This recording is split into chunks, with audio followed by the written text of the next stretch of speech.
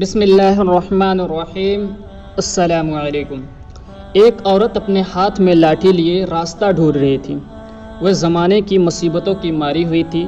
اس نے حضرت عمر بن خطاب رضی اللہ عنہ کو، جو لوگوں کے درمیان کھڑے تھے، روکا اور ایک طرف لے گئے۔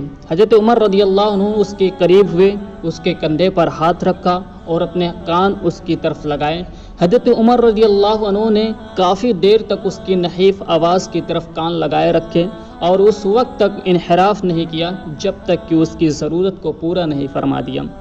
اس کے بعد جب حضرت عمر رضی اللہ عنہ ان لوگوں کی طرف واپس آئے جو کافی دیر سے کھڑے ان کا انتظار کر رہے تھے، کسی آدمی نے کہا، اے امیر المومنین، آپ اس بڑھیا کی خاطر قریش کے آدمیوں کو روکے رکھا۔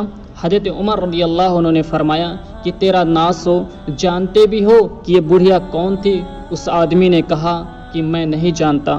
حضرت عمر رضی اللہ عنہ نے فرمایا کہ یہ وہ خاتون ہے جس کا شکوہ اللہ تعالیٰ نے 7ویں آسمان کے اوپر سنا۔ یہ خولہ بنت ثعلبہ رضی اللہ عنہا ہے۔ خدا کی قسم، اگر وہ رات تک میرے پاس سے واپس نہ جاتی تو میں بھی ان کی ضرورت پوری کرنے تک واپس نہ لوٹتا۔